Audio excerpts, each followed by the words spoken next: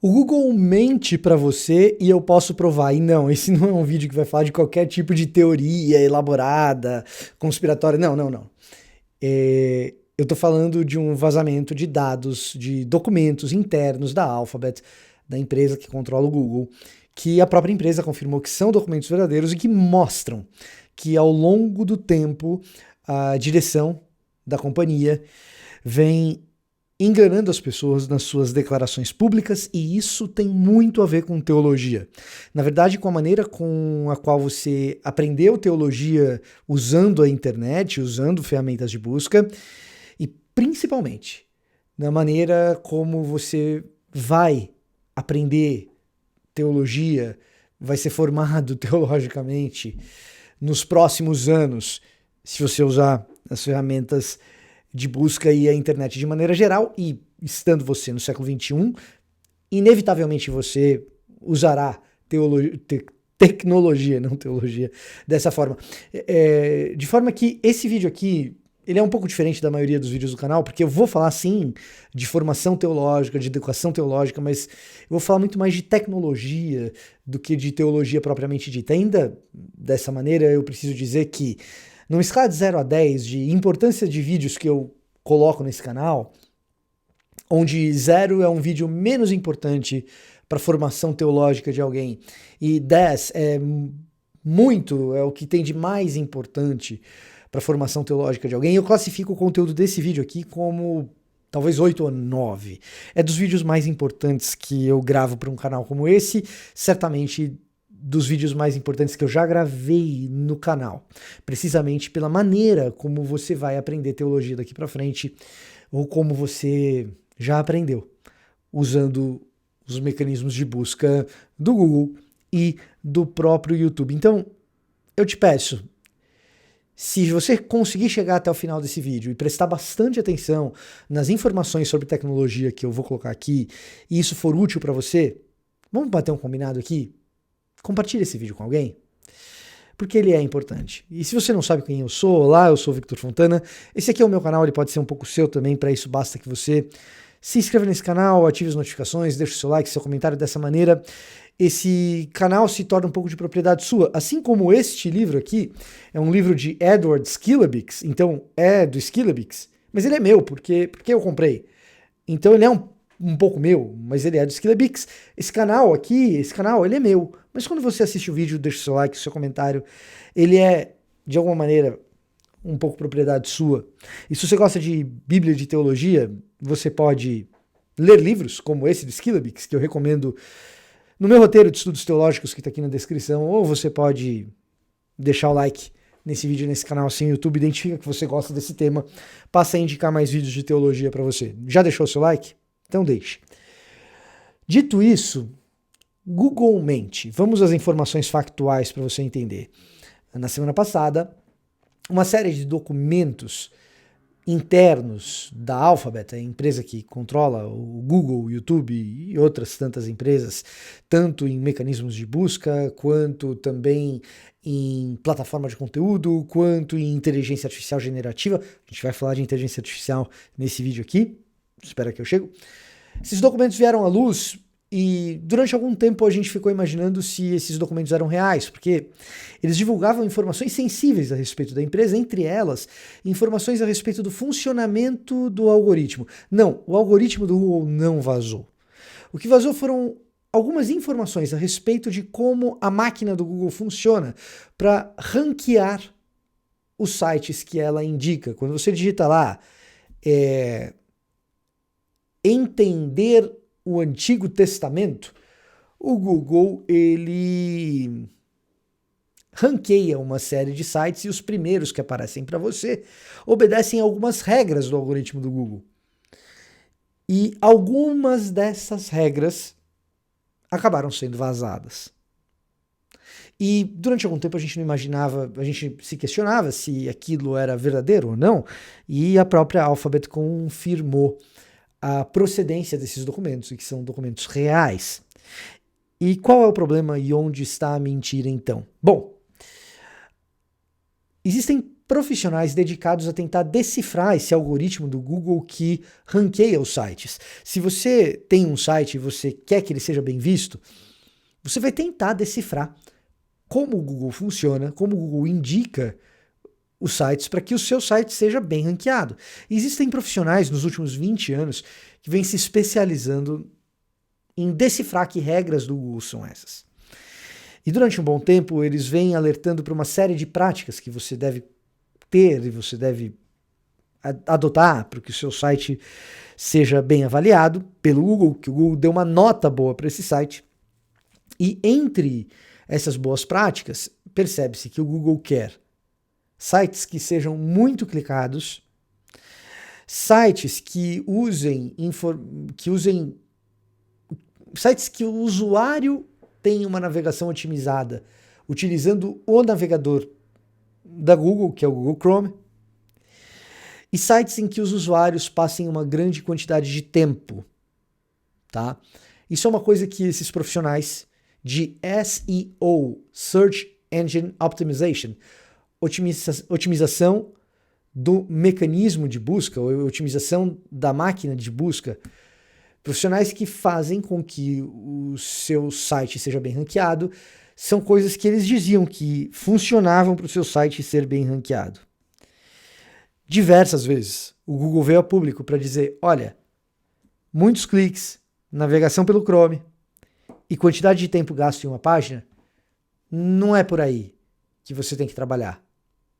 Não é por aí que você tem que otimizar o teu site. E então ficava um cabo de guerra. Esses profissionais que tentavam decifrar o código, dizendo, olha, é por aí sim, e o Google oficialmente desmentindo. Pois bem, nesses vazamentos da semana passada, confirmou-se que muitos cliques, navegação pelo Google Chrome e quantidade de tempo gasto em página são fundamentais para um site ser bem ranqueado. E você deve estar me perguntando no que isso tem a ver com teologia. Bom, cara, se uma parte, por exemplo, significativa da tua identificação, da tua identidade teológica, vem do debate entre arminianismo e calvinismo, por exemplo, é bem provável que a maneira como o mecanismo de busca funciona tenha influenciado essa ênfase teológica na sua caminhada de discipulado. Se você tem uma identidade teológica muito arraigada, por exemplo, em definir-se como um pré-tribulacionista ou um pós-tribulacionista no que diz respeito à escatologia, muito provavelmente o mecanismo de busca contribuiu para que essa ênfase na tua identidade teológica estivesse lá. Porque esse tipo de discussão gera muito clique. E mais do que isso, faz com que você fique mais tempo dentro de uma determinada página. Quando aquela introdução de um artigo teológico que você foi ler na página do fulano de tal e você gastou um tempo enorme na introdução tentando entender o tema e depois você se depara com muitos tópicos e a discussão se dá por meio de tópicos e tópicos comparativos, por exemplo, que você talvez já tenha passado por essa experiência. Pois é, isso são recursos para que você gaste cada vez mais tempo numa mesma página e, portanto, esse site seja bem ranqueado. Ele é bem ranqueado com polêmicas, isso é absolutamente intuitivo, você já sabia disso. O que você não sabia é que o tempo todo o Google está forçando esse conteúdo polêmico em cima de você e fazendo com que você gaste tempo com esse conteúdo. E, de alguma forma, essa lógica ela não está presente apenas na busca do Google para texto, mas ela está presente também na maneira como o Google ranqueia os seus vídeos no YouTube. Se você não sabe, YouTube e Google são a mesma empresa. E por isso, com frequência, eu me defino como um teólogo refém de algoritmos, jamais subserviente, jamais servo dos algoritmos. Não. Eu tento, na medida do possível, usar os algoritmos a favor do discipulado. Mas o fato é que eu sou refém deles na medida em que eu produzo conteúdo para esse espaço. E o fato é que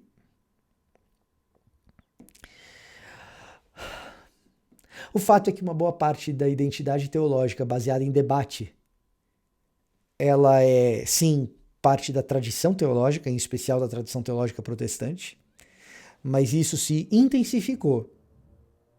Não apenas com as redes sociais, como alguns gostam de dizer, mas também com um mecanismo de busca. E então, quando a gente vai falar de escatologia, por exemplo, a partir do texto bíblico, que tem uma riqueza gigantesca, por exemplo, da tensão escatológica entre já e ainda não, aquilo que já é presente do reino de Deus, aquilo que não é, isso não goza dos mesmos privilégios algorítmicos no mecanismo de busca. Não. O importante é você se definir como pré-tribulacionista ou pós-tribulacionista a partir de uma posição teológica absolutamente especulativa, que provavelmente o autor do livro de Apocalipse, João, quando escreve o capítulo 20 e fala a respeito do milênio, jamais teve a intenção de que esse debate existisse, mas enfim, esse é o debate quente e que vai te manter um bom tempo interessado e, portanto, muito clique e muito tempo gasto vai definir como você se enxerga como teólogo. Ou como interessado em teologia, diletante, estudante de teologia. Mas tem mais. Tem mais. Essa maneira pouco transparente do Google operar com você leva a uma segunda realidade preocupante. O fato de que hoje sabemos objetivamente que a diretoria dessa empresa que tem o monopólio sobre a indexação das páginas de internet, o fato de que a gente agora sabe objetivamente, e não apenas suspeita, que eles mentiram e mentiram especificamente sobre o funcionamento do seu algoritmo, o fato de que isso agora é público, objetivo, verificável, eles são réus confessos disso, esse fato lança luz numa outra coisa que diz respeito ao teu aprendizado teológico. E como antídoto a essa mentira, eu quero de novo te convidar a conhecer o meu roteiro de estudos teológicos que está aqui na descrição. E você vai entender por que ele é tão importante agora. O Google agora ele está caminhando para uma nova fase que a gente não sabe se vai dar certo ou não, mas que possivelmente dará. Em que o mecanismo de busca ele não apenas te indica uma página que alguém produziu para responder a pergunta que você fez ali na barra de busca.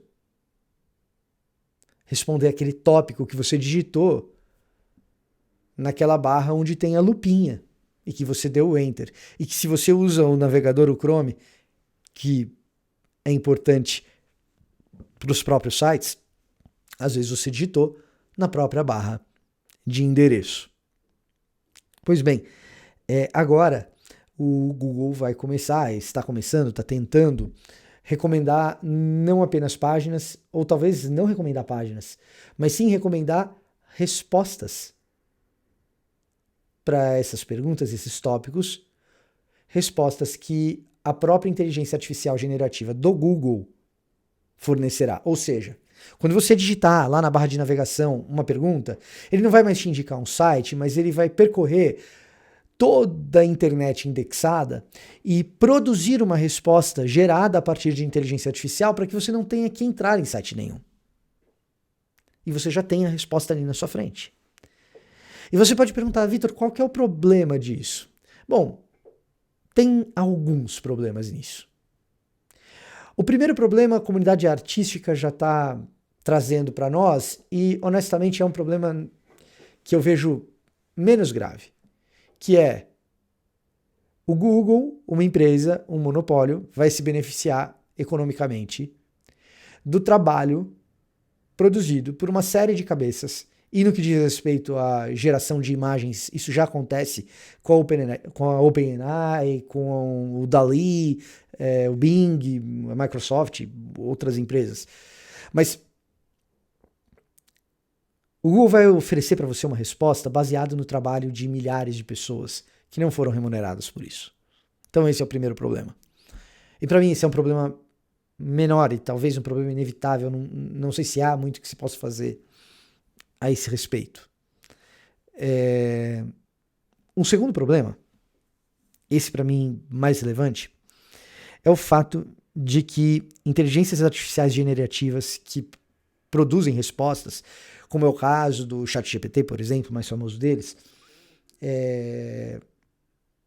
elas alucinam. Em outras palavras, elas produzem respostas com frequência em que a indexação de informação é mal feita. E, portanto, a resposta produzida ela é mentirosa. Por erro, não por intenção. Então você faz uma pergunta para aquela inteligência artificial e o resultado que ela produz é um resultado distante da realidade factual e objetiva. É o que a gente chama tecnicamente no mundo da inteligência artificial de alucinação. Alguns vão dizer que a evolução do próprio GPT, do que era o ChatGPT 3, depois para o 3,5, hoje, mais recentemente para a versão paga, que é o GPT-4, e o experimental, que é o GPT-4o, que tá, muita gente já está rodando com ele, eu rodo com ele, eu uso com alguma frequência o GPT-4 já, essa versão mais recente. Alguns vão argumentar que o nível da alucinação tem caído cada vez mais, isso é verdade. Mas o fato é que ainda se produz resultados ruins com alguma frequência. A inteligência artificial ela ainda tem dificuldade, parece que terá por um bom tempo, talvez sempre terá, com figuras de linguagem, terá dificuldades, e tem dificuldades ainda grandes, com ironia, com sarcasmo, com questões que são subjetivas no mundo do texto. Bom, se você é um aluno de teologia e um estudante de estudos bíblicos em um nível minimamente avançado, acadêmico, você já sabe qual que é o problema. O problema é que teologia se faz no âmbito contingente da subjetividade. Deixa eu explicar um pouco melhor. O texto bíblico ele é recheado de figuras de linguagem, de ironia, de sarcasmo. E o tipo de resposta que o Google pode gerar está muito vulnerável à alucinação.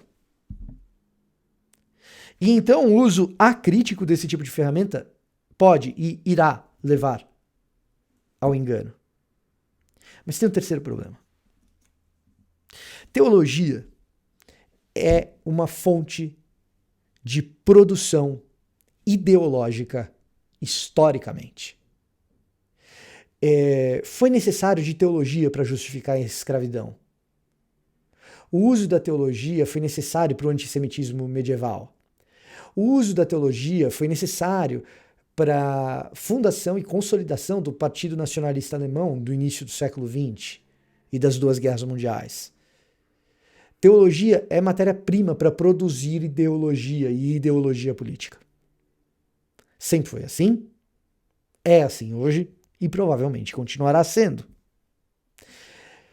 E assim sendo, quando a gente olha para uma empresa que tem os seus propósitos específicos, que tem os seus próprios objetivos de lucro e mesmo de ideologia, e essa empresa foi flagrada mentindo publicamente a respeito do seu próprio funcionamento, prejudicando o trabalho de milhares de pessoas, quem me garante que o tipo de resposta que ela vai produzir não é também uma resposta mentirosa? E esse é um problema sério. E, portanto, o uso da tecnologia de modo crítico, com a compreensão dela, influenciará em grande medida o teu aprendizado teológico. E agora talvez já deva estar claro o motivo pelo qual eu disponibilizo um roteiro de estudos teológicos. É para garantir que haja um mediador humano entre o conhecimento teológico e a pessoa que está começando nessa caminhada. Um mediador humano que possa ser cobrado, nesse caso eu, que estou fazendo essa curadoria dos livros para você ler, etc. Um mediador humano que possa ser cobrado, que tenha uma reputação a ser colocada em jogo, que tem coisas a perder se for flagrado na mentira. Ou seja, é um mediador humano que garanta um mínimo de confiabilidade. E mais, do ponto de vista teológico, é um ser humano que comunitariamente está produzindo teologia junto com você que está estudando. Teologia, a partir da perspectiva bíblica, é sempre um esforço comunitário. Ele é um esforço evidentemente pessoal, que envolve a experiência de alguém com Deus e com o texto bíblico, e essa experiência ela tem sim um aspecto do indivíduo nesse contexto de estudo, mas o texto bíblico o tempo todo ele convida, chama, exorta e exige um compromisso comunitário. E o compromisso comunitário ele precisa de gente. Então, o contato com o humano ele é imprescindível. E é por isso que eu coloco aqui essa questão desse roteiro. Vai resolver o problema do Google? Não, não vai. Mas é fato que a gente está diante de um problema que a teologia nunca teve que enfrentar. Um desafio novo. E a minha intenção, como teólogo refém de algoritmos, é tentar contribuir com aquilo que é possível para que a gente supere esse desafio. Esse era o meu recado para hoje. Eu vou ficando por aqui. Até a próxima.